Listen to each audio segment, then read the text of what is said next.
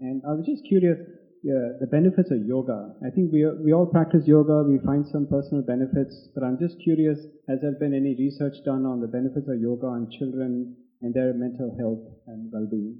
So yes, yoga has a lot of benefits for individuals, both children and adults.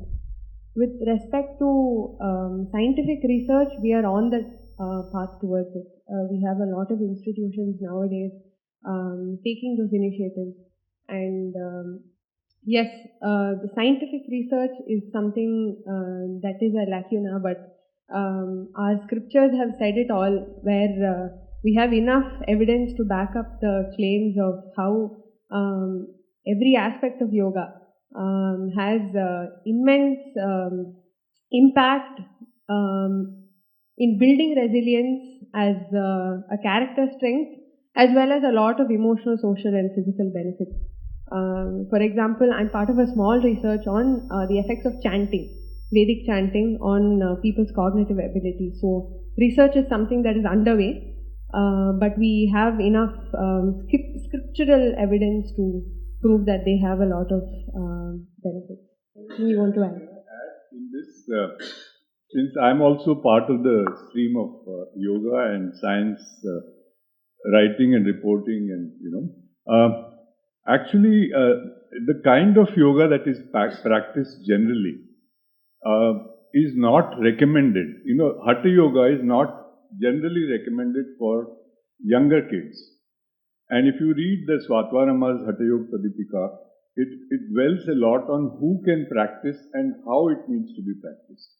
Now, having said that, does it mean that yoga does not have benefits? Not at all. Because if it is practiced in the way that is suited to the prakriti of that person, and if it is given by somebody who knows the dangers and pitfalls. For example, forward bending asanas are not recommended when you have a back injury already. Now, you may need something which may not be necessarily known even to a physical practitioner.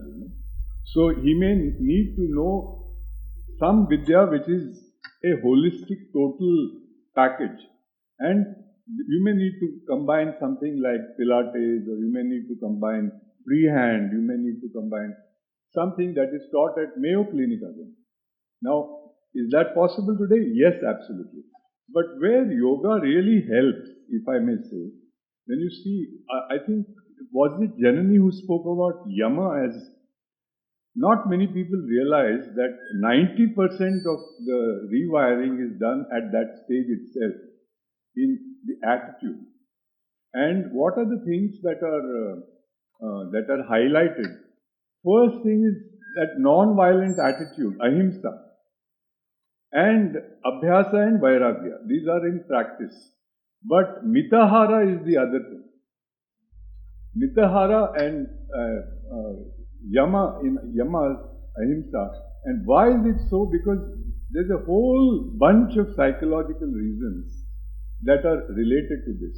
And then I could go on and on this. Practical aspects one can. I have a scheme called Baby Simple, which we have developed for general universal application for health fitness. And believe me, the moment you start practicing it, you are going to start feeling the ameliorative changes of it.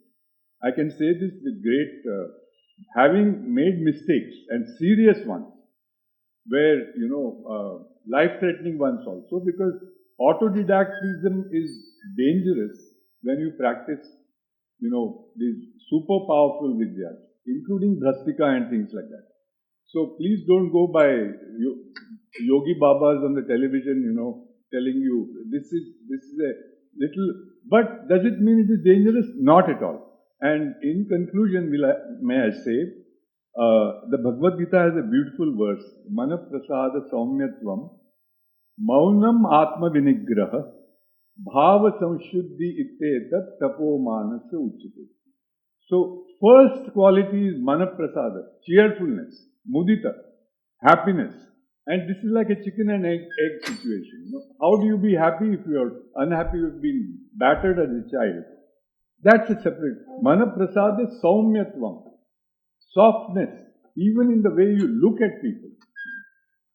Maunam, not saying immediately what has occurred to you, and that is impulsive sort of reaction, which is responsible for a lot of premeditated damage. Atma Vinigraha. Now, this is where, yoga also really comes into play. How is this done? For that, you may have to sign up for my course or something like that. Atma Vinigraha, Bhava Samshuddhi, pureness of your bhava. And here, you could do no better than to take guidance from Swamiji. He is an ocean of learning in that aspect, as was his dear and respected mother. And I say this with personal experience over decades. Bhava Samshuddhi sounds so easy, but you really require a master to guide. And this is why Guru Bina Jnanana Pave, Not because we want to institutionalize that institution as, absolutely necessary. You can be your own and you can learn from your mistakes, etc. But that takes utsaha and daring at a level which you should be able to sustain the damages also. So thank you so much for this. Yoga packages for certain specific mental illnesses, because clinically, if you see, there are a lot of long-lasting damages because of things like schizophrenia. So there are a group of symptoms or side effects of medication, or social skill deficit or cognitive deficit that occur due to long years of illness, which are seen to be improving or getting better with yoga. So also because NIMHANS is a neuroscience place and it does a lot of scanning, fMRIs, etc., they are also looking at brain status, brain condition, when you introduce an intervention that is purely psychological, or say something like CBT versus CBT plus yoga versus CBT plus yoga plus therapy. So they have all of these combinations that are going on.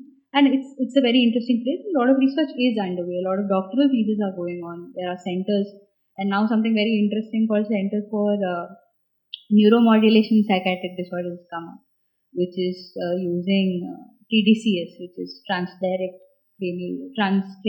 direct stimulation, which is non-invasive electrical stimulation to the brain. And outside in the market, it's very commercially successful. But still, because of a lot of misunderstanding, misconception, stigma about you're going to get shock to a therapy to a patient, shock therapy to a patient, is a very kind of rudimentary understanding about what that is. So there's TDCS, there's PMS, which is magnetic stimulation. New things are there, which I think if you look at maybe certain references to our scriptures have been described earlier, as Jenny said before, that the vidhi has been described, the impact has been described, but we are now getting to have access to the technology that made it happen. These are all invisible forms of energy transfers that are happening, which sound very bizarre and magical in theory, but when you're actually looking at it with the process and the technology, there are very systematic steps to why they're doing it, what's the frequency, how many sessions. And now that it's not yoga, but it's intervention.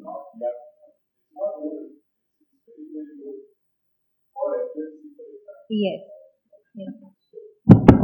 I'm not mixing yoga with this intervention. I'm talking about specific research that is underway in terms of mental health in the country.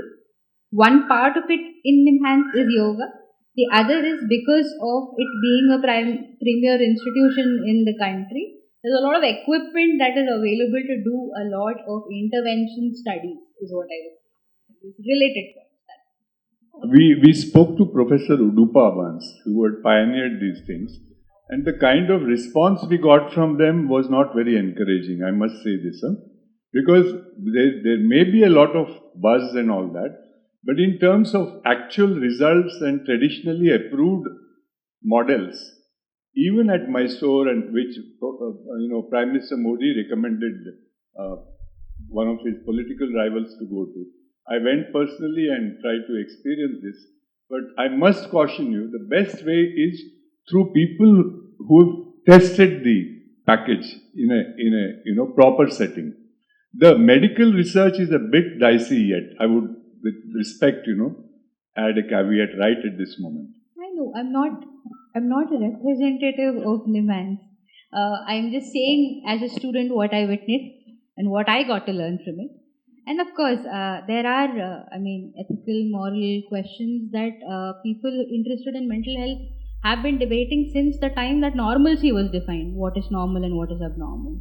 So if we have to go into like hair-splitting arguments about what is okay and what is not okay, there's lots of different aspects about what works and what doesn't, and especially with the limited knowledge that we have right now.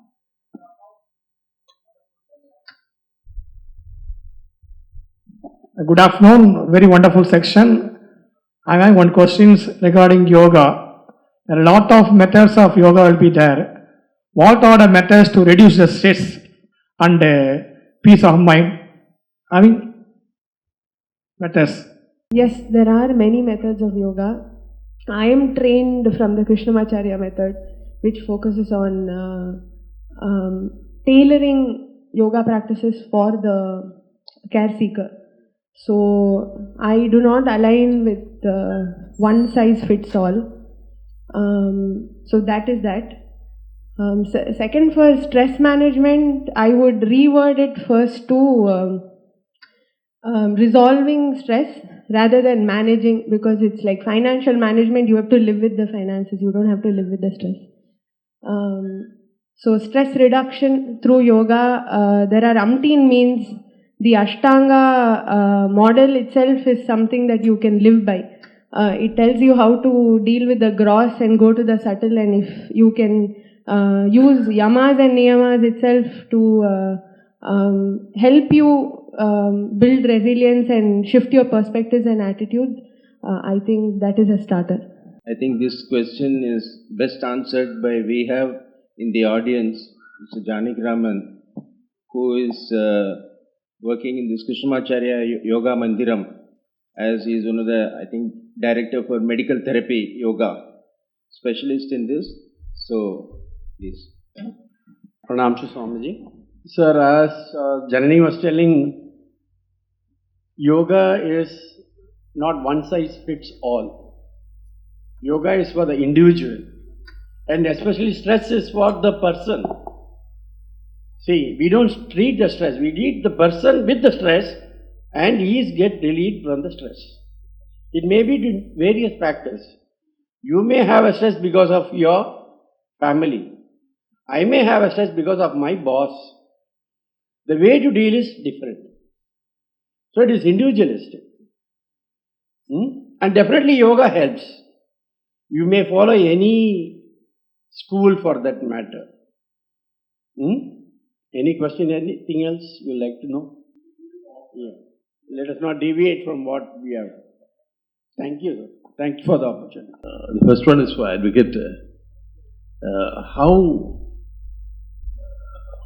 do you are the only person doing interfaith dialogue in Srinagar, so how do you go about it? How is it happening there? Are you getting good results?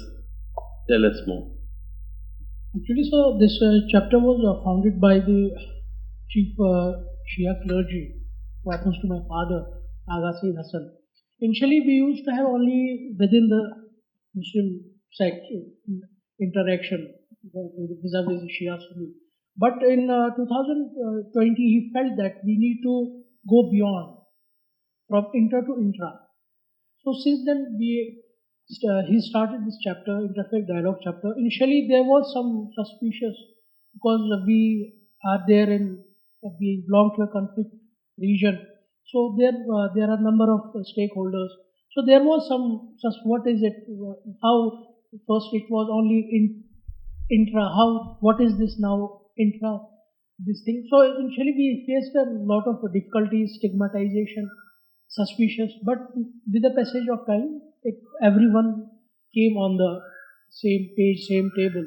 So since then we got a response very well from the different sects as well as the general people. And one takeaway of this dialogue is that whenever the post 2020-21 any controversial statements comes, you know that how polarized atmosphere we are living in across the country, from Kashmir to Kanyakumari.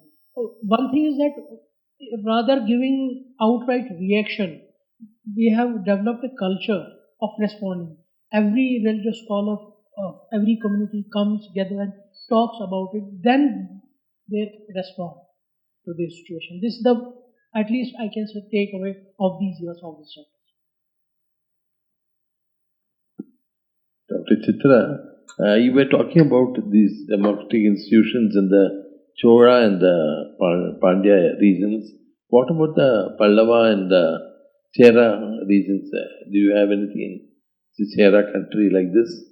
Is the whole Tamargam or it is only this belt? Pallava, definitely it is there. Pallava, Pandya, Chola, we have plenty of inscriptions talking about the sabhas. The problem with the Chera region, first of all, is the paucity of inscriptions. We don't get that many. The Kerala country, we don't get as many inscriptions as in Tamil Nadu and Karnataka also. But since the Cheras were also ruling from the Karur region originally over a vast part of the Kerala area, I think this system may have been there, but I have to go into it to give you the answer. I will write to you once I research into it. Priya, you were talking about religious spaces. Unfortunately, Father Vincent has left. So there's only His Grace and myself here. So how does one improve religious spaces for people who are challenged, either physically or mentally? I think, it's an interesting thing. I can't come up with like a to-do list very soon. But the principle is, I think, structurally, as we would any other building or any other place of inclusion of public, physically, structurally, we can think about things like ramps and braille, and we can have translators, and we can have sign language translators. We can have, I would say, first-hand accounts or lived experiences, because even when we as service providers or professionals are trying to understand, we don't know before, we have to listen. That's where we can start. So what I have heard until now so far is, say for example, if we are talking about altered experiences of reality, and when we are making a comment on sane, insane, real, unreal, and when we are drawing parallels to Turiya Avastha, when we are talking about psychosis, why not ask a person who has been diagnosed with psychosis to describe their experience, if at all they can, if they are willing, to actually come in and say that, hey, listen, this is how I experience reality. And if I'm having hallucinations right now, if I'm sitting in the audience having hallucinations right now, how do I make the Q&A more listener friendly or audience friendly? So these are questions that we will have to really think about. If it's a person with OCD sitting here and is having a lot of problem with how constantly the audience is, somebody's getting up from there, sitting there, somebody's moving the chairs all across, there is a noise disturbance that's going on. How do we kind of make the environment a little bit more bearable for that person is something that's very individual specific, but it's also about how aware are we about it, how often do we talk about it. So do we know what kind of problems a person with OCD has? Do we know what kind of problems a person born with autism has, or who's on the autism spectrum has? Why are there certain people not okay with eye contact, not okay with social communication, not okay with, being spoken to directly, pinpointed, asked to get up, take an answer, give a question? But what about a panelist who has all of that? We are asking them to sit over here and answer questions. And what if I have something myself? Am I seen as a person with mental illness? Am I seen as a panelist? Am I seen as a successful mental health professional, or am I seen as somebody who is also somebody with an illness and is therefore a professional? So, am I somebody, and also all our stereotypes, right? If you study psychology for too long, you'll go mad. That's like a common one, which everybody asks me at all points of time in my career, that have you gone mad yet? I'm like, I was born this way. And I am still getting more and more mad, I don't know. It's just, I think it's helping me expand my understanding of what's okay, not okay, what's normal, what's not normal. And I think that spiritually also is a very important process to do, because we judge. That's the first thing we do. In order to make our life easier, we need categories. In order to need people fitting in those categories, we want to define them. That's a very normal human thing to do. But when we are sitting here as a group talking about something that affects all of us, can we ask, I mean, is this okay for you? I mean, can you do this? And not just because it's polite, but also because we want to help that person achieve that goal. So if somebody has to sit here, make full use of this session, how many breaks do we actually need? Post lunch guaranteed in any conference, not just this conference. Everybody is sleeping. Why are we having those long sessions? What can we do about it? Huh? So I also sleep in classes. I have slept in classrooms. I have slept in conferences. No matter how interesting they are. I mean, that's a very human thing to do.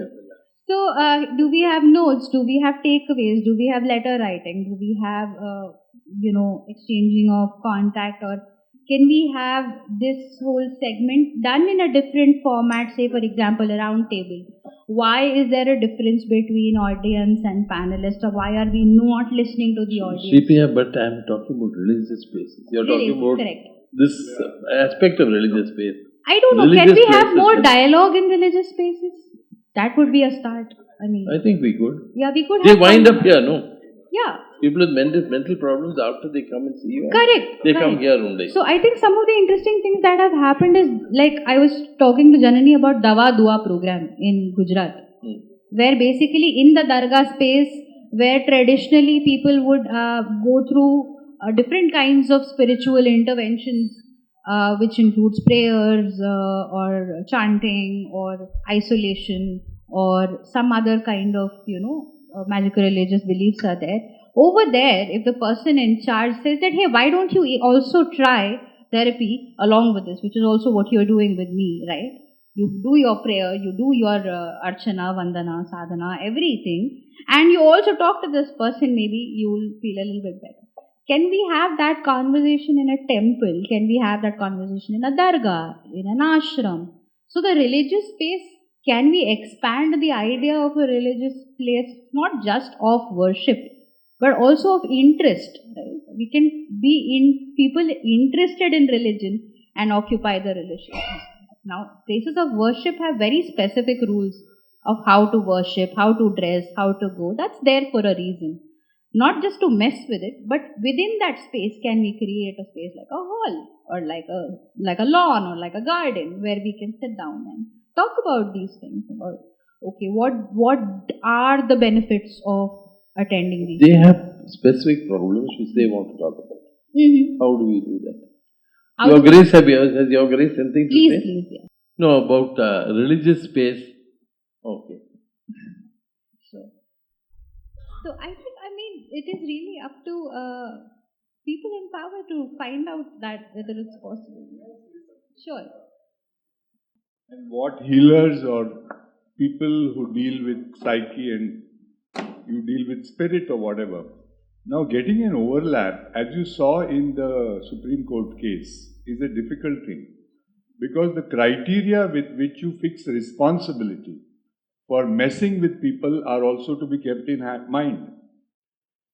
Casually बैठ के कुछ भी गप मारेंगे वो नहीं चलने वाला है इसमें.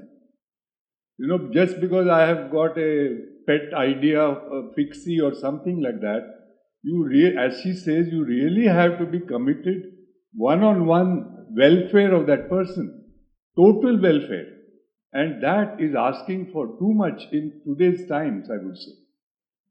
And what is the insulation against magniloquent, megalomania that is also to be seen?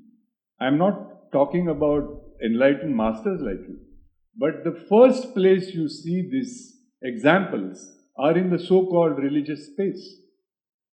I'm sorry to say this with some pain, and they act as if they have prescription to all the problems of the world.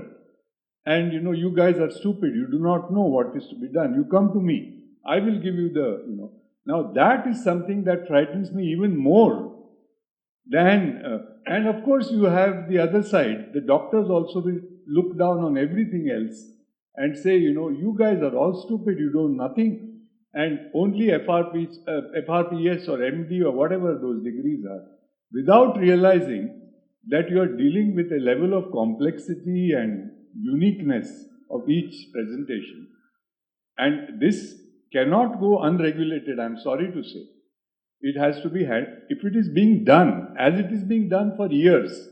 You have Vasishta counseling Rama, you have Krishna counseling Arjuna, and you have the god of death himself counseling Nachiketas. And our conversations are full of whether it is Maitreyi, whether it is Vasishta, whether it is Vamadeva, whether it is Abhinavagupta or Gorakshanatha. They are full of these kind of counselings, but the material on both sides is superior. They are not dysfunctional in the way that we are talking about. Siddhanti Mama Gatrani is only a mild thing, but at the end of it, he is Dhananjaya, who needs to be reminded of his dharma. The difference is that we are talking about a level of dysfunctionality that is distressing absolutely, even if it is to be borne by a family. And I speak from personal experience because my wife Vimla was, one of the pioneers in TISS with mental health programs, So I would be very, very, very wary of people with great good intentions, but the subtitle of my presentation is "The Way to Hell is Paved with Good Intentions." Sometimes, like when you look at intergenerational conflict, you find that people don't want to talk about their trauma. They choose to remain silent because they don't want to relive it again. So how would you react to that? They refuse to come to the table. Are you talking about a person who survived trauma? Yes, a survivor, a trauma survivor. Okay. Trauma survivors have their own choice of talking about trauma or not, because we cannot force people to relive their trauma, as you said, correct? But if that is a question, there are other ways of engaging with them. They might not be talking about their trauma, but they're talking about a lot of other things that they care about, right? And even if I ask you or any other member of the audience, if you would like to trust me with your deepest, darkest secrets right after this conversation in the conference, you might not. You may not like me, you may not trust me, you may. That's about who's asking the question, who's asking them to share. Why should they share? So if I am comfortable sharing with her but not with him, comfortable with him, not with her. So that is my choice as a person who's divulging very personal things about myself, right? So, and whether it's in public, whether it's in private, all of that matters, the location and context. How do we understand trauma is based on a lot of research studies that have revealed one-on-one interactions by people who've gone through, and then compiling all that information and say when we make a statement about survivors of domestic violence, where, what age, women, children, or who are we talking? So these are all subgroups, and that's how even mental health research advises policy, based on which policy is made. And of course, there's also a lot of legal considerations we need to have, because while they're talking about all of this, what if they become unsafe? How do we, if they become unsafe and if they're still in contact of the perpetrator, then nobody else is going to step in and say that I will save you from your perpetrator, especially if it's a family member. Nobody is going to do that. So the checks and balances of wanting to know a survivor's story in order to help them versus them coming forward asking for help, and the person they're asking for help should be aware and sensitized. That's the balance.